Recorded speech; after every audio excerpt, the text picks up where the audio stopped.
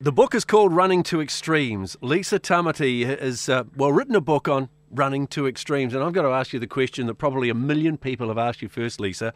Why? Why? That's always the classic question, isn't it? Isn't it? It just amazes me that you do these things. Oh, look, it's something that I suppose is an instinctual thing for me. I like to push the limits and sort of find out what sort of things I'm made of, and have adventures. Basically, that's my driving passion. And yeah, there are moments when you're thinking, God, what am I doing here, and how did I get here, and what on earth am I up to? But it's at the end of the day, it's great experiences and life-changing experiences that you have. So When did ultra marathon running, or when did getting into athletics start for you? Well, yeah, real sporty kid. Grew up with a, name Tamati as well. You sort of had to be really sporty, didn't you? You didn't really have a choice. So, grew up doing gymnastics and surfing and that sort of thing. And then later on got into, cycled around many countries, the old bike trips with all the packs on, and cycled through many countries and did a lot of tramping and mountain climbing and that sort of stuff. And really just was into being in the outdoors and doing anything I could that was outside, and being a bit of a free spirit, travelling the world. Then I did a crossing of the Libyan desert back in 1997, and that sort of was a life-changing experience for me. And ended up doing a 250k across there in a military barred zone where you weren't allowed to be, and crazy what we did. It was 4 of us, and that sort of took me 2 years to recover from that physically. I sort of absolutely annihilated myself and thought, I've got to rethink this now. And I heard about these races in ultramarathons in deserts, and we did one in Morocco called the Marathon des Sables, and that was sort of the beginning of the end, really, because then it was in a more controlled environment. You sort of had positive people around you, and it was just an incredible experience, that first one. So how does your body hold up when you do these amazing events? Yeah, well, I'm 44 now, and, I don't act my age, and I don't intend on giving up anytime soon. I have my moments where you wake up in the morning, you're a bit stiff and creaky, but I think that's pretty much par for the course at my age.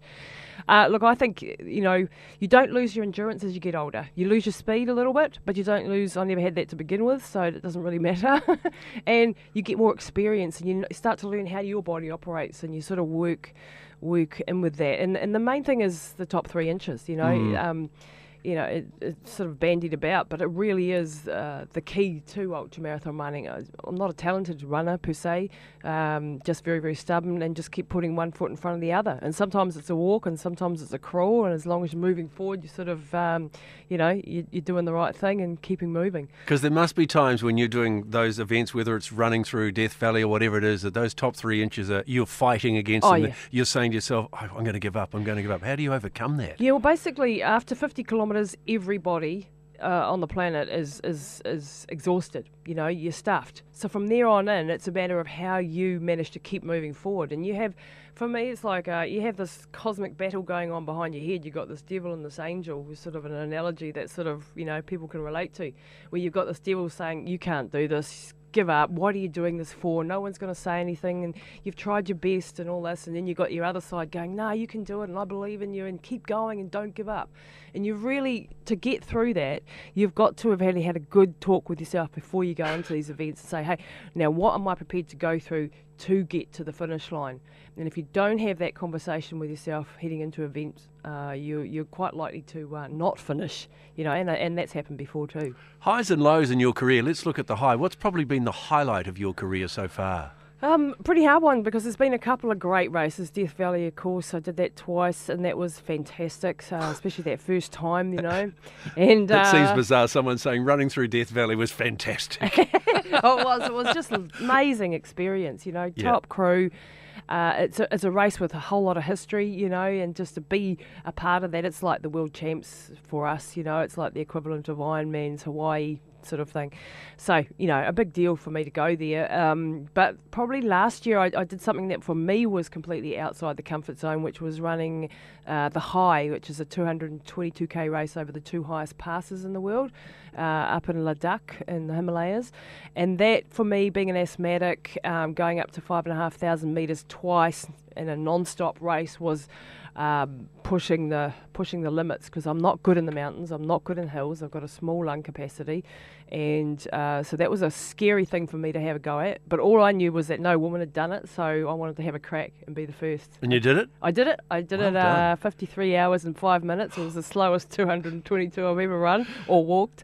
Had lots of asthma attacks and things like that happening, and I ended up being the second woman over the line, so I was pretty happy with that behind the world champ Sharon Gator. So yeah.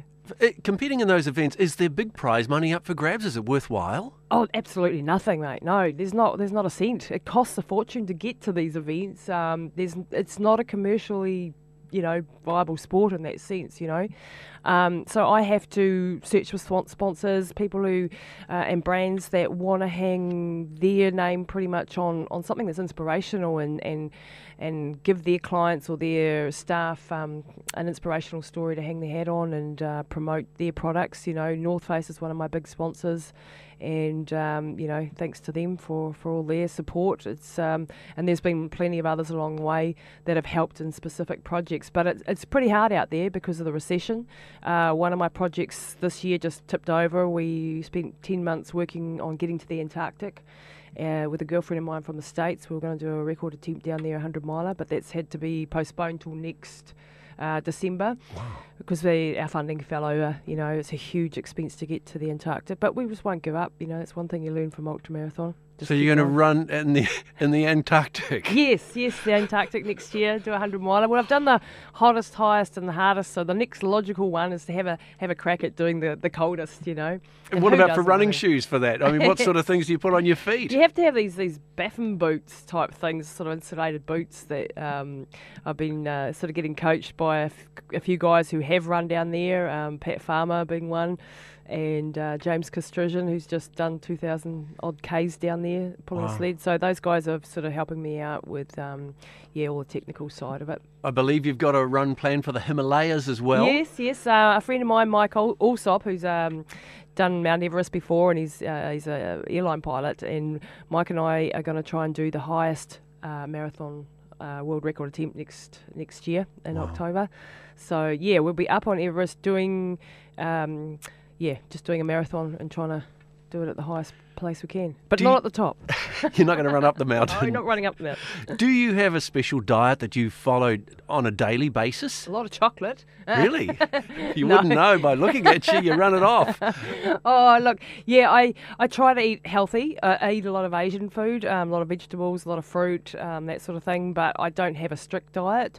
I'm just, not that disciplined to be able to keep a completely good diet. I'm a bit sugar addicted. Would like to be free of that addiction, but hey, you can't have everything in life. Do you train on a daily basis? Do you go for runs? Yeah. And what's your training regime? It's been changing in the last couple of years. I've had a few injury problems, and I was doing a lot of mileage, sort of around the 120 to 170 k's a week, but I've actually cut that back in the last year and doing more quality training as opposed to a lot of junk miles, I call them.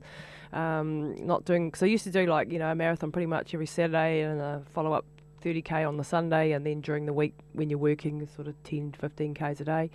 But I've doing more speed work, and it's a bit shorter nowadays. Fantastic, Lisa. You're an inspiration. The book is great, Running to Extremes. Thanks for coming to see us. Thank you very, very much for having me.